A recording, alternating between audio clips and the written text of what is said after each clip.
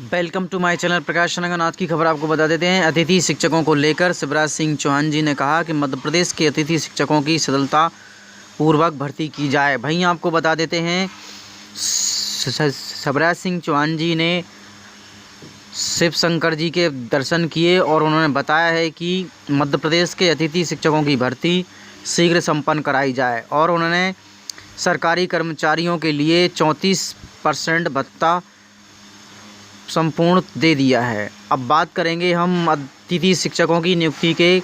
अनित्यप्पा headmaster निलंबित कर दिया गया।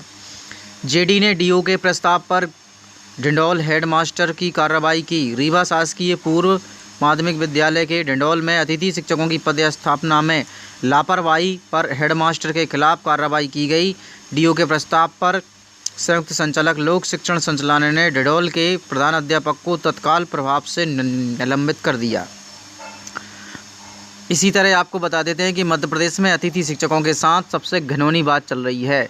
उन्हें हीन दृष्टि से देखा जाता है और उन्हें नियमित रूप से जो उनके संदर्भ में आता है उस तरह से उनकी नियुक्ति नहीं करते हैं। इस तरह से आपको बताते हैं किसी का स्कोर कार्ड किसी की नियुक्ति पर उन्हें कर लिया जाता है। इस तरह से आपको बता देते हैं मध्य प्रदेश में स्कूल शिक्षा विभाग के द्वारा अतिथि शिक्षकों के साथ जो व्यवहार होना चाहिए वो सतता के साथ होना चाहिए। जिसका स्कोर हाई स्कोर है उसे पहले नियुक्तिकरण देना चाहिए, उसको फ़ोन लगाना चाहिए। यदि वो नहीं आता है तो उसकी सहमति के अनुसार दूसरे अतिथि शिक्षक को फ़ोन लगाना चाहिए, तब जाकर अतिथि शिक्षकों के लिए सही दृष्टि प्राप्त हो सकेगी। इस तरह से आपको बता देते हैं कि अतिथि शिक्षकों की भर्ती के लिए भी हर तरह का एक प्रकार का कारनामा चल रहा है। इस तरह से आपको बता देते हैं स्कूल शिक्षा विभाग के द्वारा शिक्षकों के रिक्त पदों पर अतिथि शिक्षकों की पदस्थापना की जाती है।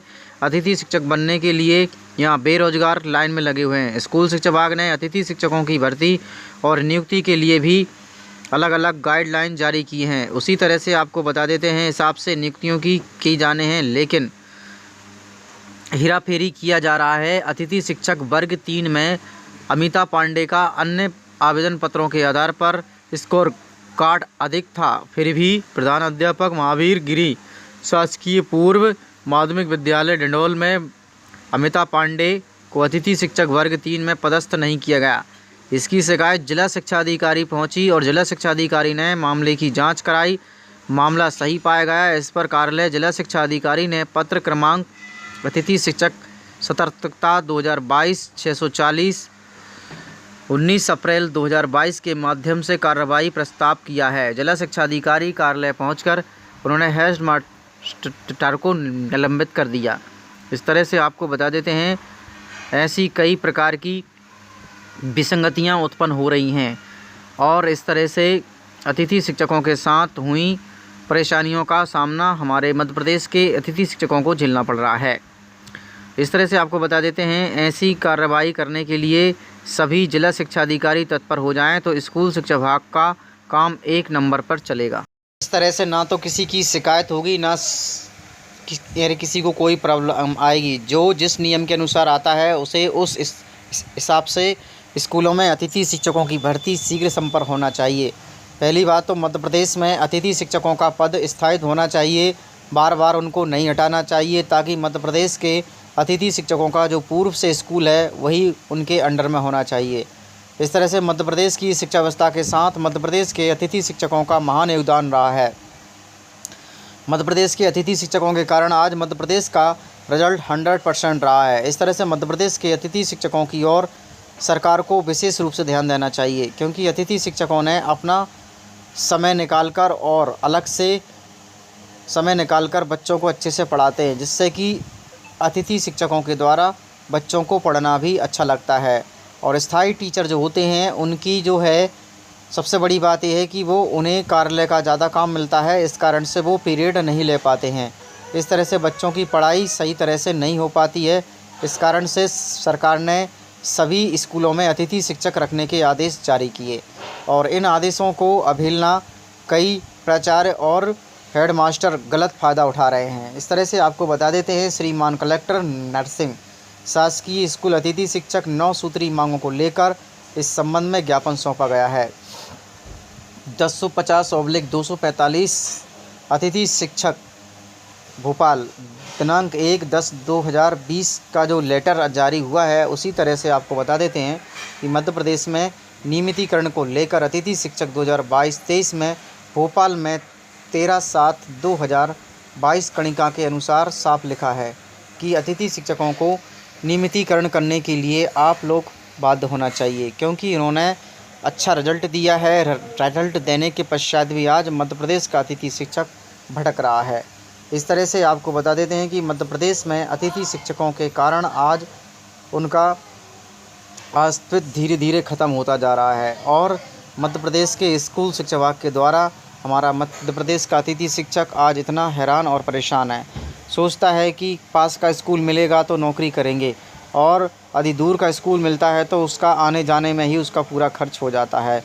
इस तरह से बढ़ती हुई महंगाई के कारण आपको बता देते हैं, पेट्रोल इतना महंगा हो चुका है कि 115 रुपये लीटर चल रहा है। इसके हिसाब से आप समझ पा रहे होंगे, यदि किसी अतिथि शिक्षक को 50 किलोमीटर की दूरी पर कोई स्कूल मिलता है तो उसका आने जाने का 200 रुपये का पेट्रोल जलता है, और मिलता क्या है अतिथि शिक्षक को 230 रुपये। तो अतिथि शिक्षक को क्या पढ़ पाएगा। इस तरह से मध्य प्रदेश के अतिथि शिक्षकों के लिए सबसे बड़ी विडंबना ये है कि मध्य प्रदेश के अतिथि शिक्षकों के लिए आने जाने के लिए भत्ता मिलना चाहिए, और सरकार से यह गुजारिश की गई है कि मध्य प्रदेश के अतिथि शिक्षकों के लिए स्कूल को आने जाने के लिए भत्ता दिया जाना चाहिए। वहीं विज्ञापन जारी किया है मध्य प्रदेश के अतिथि शिक्षकों के लिए।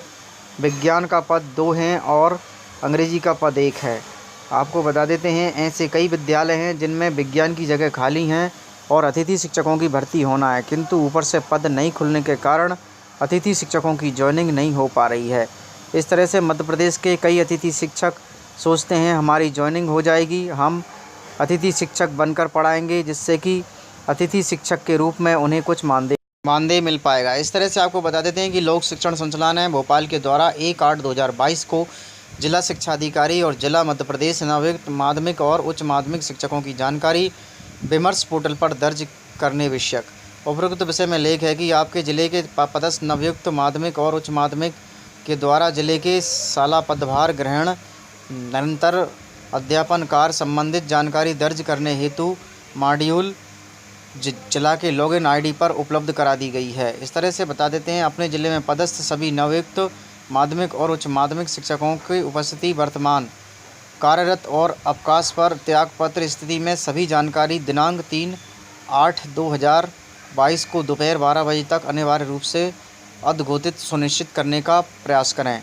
इस तरह से आपको बता देते हैं, अभय वर्मा लोक शिक्षण संचालनालय के द्वारा यह आदेश जारी किया गया है। वहीं आपको बता देते हैं कि मध्य प्रदेश में अतिथि शिक्षकों को लेकर एक सबसे बड़ी विडंबना ये है कि अभी तक विदिशा जिले के कोई भी पद नहीं खोले गए। यहाँ तक कि आपको बता देते हैं कि सिंगरौली, सिंधी और बालाघाट और जिला रायसेन के सभी पद खोल दिए गए।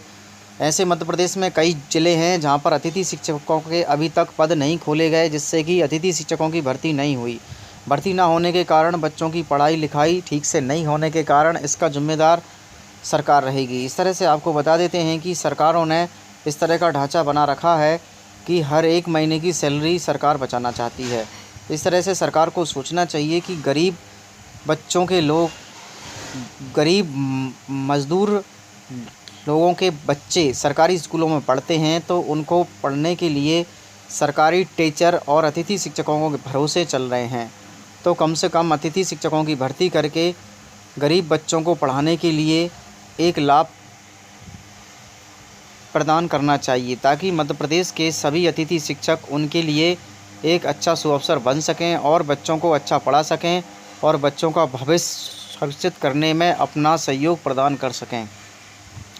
इस तरह से मध्य प्रदेश में अतिथि शिक्षकों की संख्या आज दुगनी हो चुकी है। इस तरह से हर एक व्यक्ति आज अतिथि शिक्षक बनना चाहता है, और वहीं आज मध्य प्रदेश के अतिथि शिक्षकों की बस एक मुख्य मांग है कि मध्य प्रदेश के अतिथि शिक्षकों को जल्द से जल्द नियमितीकरण मिले और उन्हें 12 माह का वेतन मिले और 62 आयु वर्ष तक उनको रखा जाए और उन्हें किसी भी प्रकार में स्कूलों से ना हटाया जाए और उन्हें सैलरी सही समय पर और सही टाइम पर दी जाए। Thanks for watching like and comments and subscribe.